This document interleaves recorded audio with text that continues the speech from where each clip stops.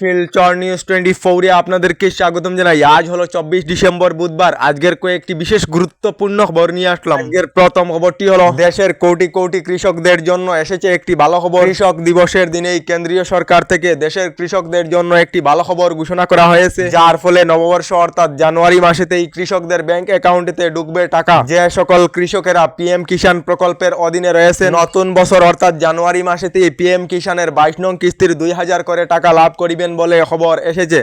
এদিকে পরিস্থিতি আরো ভয়াবহ। কার্বি ভূমিতে অব্যাহত রয়েছে হিংসা, যার ফলে কার্বি ভূমিতে জ্বলছে দোকানপাট, হাট বাজার সহ ঘরবাড়ি। খারাপ পরিস্থিতির কারণে সমগ্র কার্বি আলঙ্গেতে অনির্দিষ্ট কালের জন্য ইন্টারনেট পরিষেবা বন্ধ করে দেওয়া হয়েছে। পশ্চিম কার্বিতে ভয়াবহ পরিস্থিতির ফলে ইতিমধ্যে 2 জনের মৃত্যু হয়েছে এবং আইজিপি সহ 39 জন আহত রয়েছেন বলে খবর এসেছে।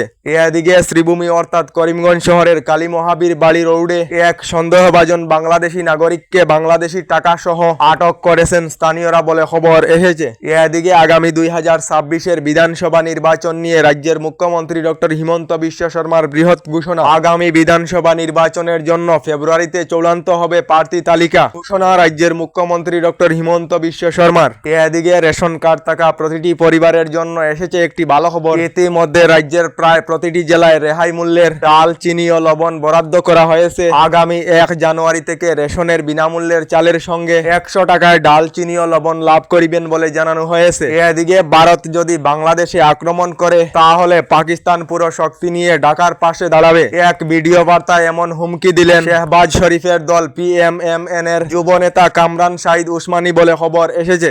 এদিকে রাজ্যের যুবক যুবতীদের জন্য এসেছে একটি ভালো খবর। আগামী 10 জানুয়ারি তারিখে তৃতীয় বর্গের চাকরির নিযুক্তি এবং আগামী 20 জানুয়ারির মধ্যে এডিআরই চতুর্থ বর্গের চাকরির নিযুক্তি প্রদান করা হবে বলে ঘোষণা মুখ্যমন্ত্রী ডক্টর হিমন্ত বিশ্ব শর্মার।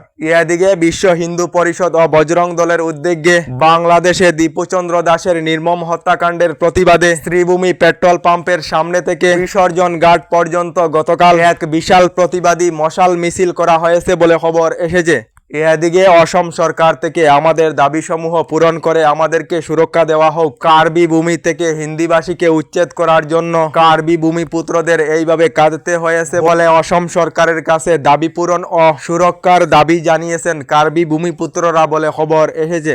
এদিকে রাজ্য সরকারের অরুণোদয় প্রকল্প নিয়ে মুখ্যমন্ত্রী ডক্টর হিমন্ত বিশ্ব শর্মার বৃহৎ ঘোষণা। মুখ্যমন্ত্রী ডক্টর হিমন্ত বিশ্ব শর্মা জানিয়েছেন যে সকল মহিলাদের হঠাৎ করে অরুণোদয় প্রকল্পের 1250 টাকা করে আসা বন্ধ হয়ে গেছে এবং রাজ্যের যে সকল মহিলারা অরুণোদয় প্রকল্পের জন্য যোগ্য রয়েছেন এবং এখনো পর্যন্ত যে সকল মহিলারা অরুণোদয় প্রকল্প থেকে বঞ্চিত রয়েছেন, এই সকল মহিলাদের জন্য মুখ্যমন্ত্রী ডক্টর হিমন্ত বিশ্ব শর্মা ঘোষণা করেছেন শীঘ্রই রাজ্যে নতুন করে আরম্ভ হবে অরুণোদয় প্রকল্পের নতুন আবেদন, যাতে যোগ্য মহিলারা অরুণোদয় প্রকল্প থেকে বঞ্চিত না থাকেন বলে ঘোষণা মুখ্যমন্ত্রী ডক্টর হিমন্ত বিশ্ব শর্মার।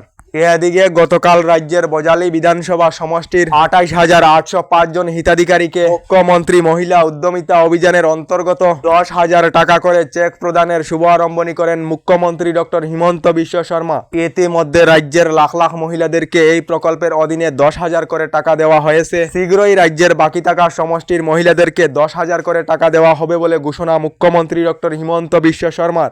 এদিকে রাজ্যের লাখ লাখ মহিলাদের জন্য এসেছে একটি ভালো খবর। আগামী 1 জানুয়ারি তারিখে রাজ্য সরকারের অরুণোদয় প্রকল্পের অধীনে থাকা মহিলাদেরকে বড় উপহার প্রদান করা হবে বলে ঘোষণা মুখ্যমন্ত্রী ডক্টর হিমন্ত বিশ্ব শর্মার। এদিকে এখনো সরকারি গড় লাভ না করা সকলদের জন্য এসেছে একটি ভালো খবর। 9 ডিসেম্বর তারিখে রাজ্যের 3,70,000 লোকেদেরকে নতুন সরকারি গড়ের অনুমোদন দেওয়া হয়েছে। এবার আগামী জানুয়ারি মাসেতে রাজ্যের আরো নতুন করে 3 লাখ লোকেদেরকে নতুন সরকারি গড় প্রদান করা হবে বলে ঘোষণা রাজ্যের গ্রাম উন্নয়ন মন্ত্রী রঞ্জিত কুমার দাসের। আমাদের ডেইলি খবরগুলি ভালো লাগলে আমাদের ভিডিওতে লাইক দিয়ে চ্যানেলটিকে সাবস্ক্রাইব করে নেবেন।